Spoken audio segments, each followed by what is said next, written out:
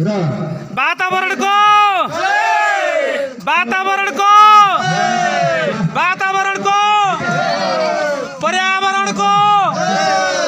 पर्यावरणको धरती माताको स्वयम्भू परिसरको स्वयम्भू सम्पदाको अनि हामी सबैको पनि जय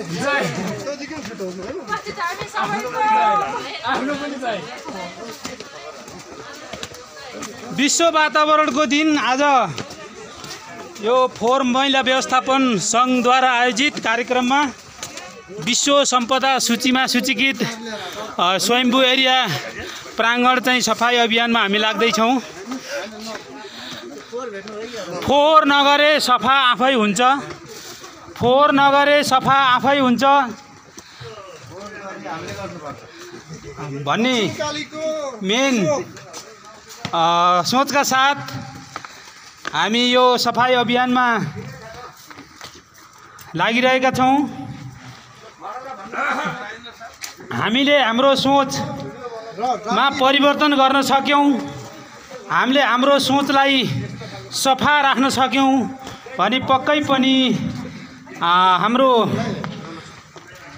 देश, हाम्रा सार्वजनिक स्थलहरू, सम्पदाहरू सबै सफा हुनेछन्। हामीले सार्वजनिक ठाउँमा फोहोर फालेनौँ भने आफै सफा हुनेछ। मेरो फोहोर मेरो जिम्मेवारी।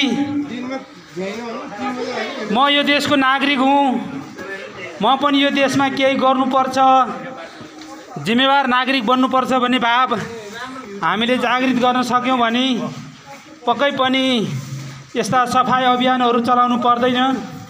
हाम्रा सम्पदाहरू, हाम्रा सार्वजनिक स्थलहरू सफा र स्वस्थ हुनेछन्। फोहोर नगरौँ, हाम्रा बस्तीहरू, हाम्रा सम्पदाहरू सफा र स्वस्थ अवस्थामा राख्न सकौँ।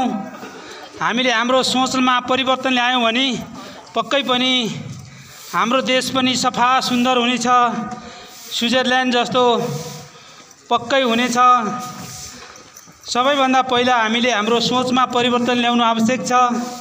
सार्वजनिक ठाउँमा फोहोर नफालौँ, फोहोरलाई वर्गीकरण गरेर राखौँ। सकेसम्म प्लास्टिकका भाँडा झोलाहरू प्रयोग नगरौँ।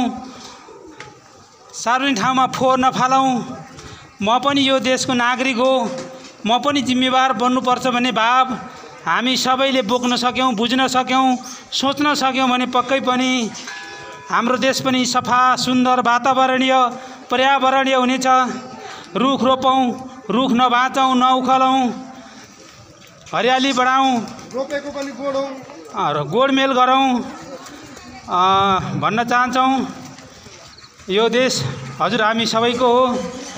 हामी सबै स्थानीयदेखि केन्द्रसम्म, सरकारदेखि जनतासम्म, सङ्घ संस्थादेखि सर्वसाधारणसम्म सबै हामी हातमा हात, काँधमा काँध, सोचमा सोच, विचारमा विचार सबै मिलाएर साथमा साथ लाग्यौँ भने पक्कै पनि हाम्रा सम्पदाहरू स्वस्थ सफा हुनेछन्, वातावरण स्वच्छ सफा हुनेछ, हरियाली हुनेछ, पर्यावरणीय हुनेछ भन्न चाहन्छौँ।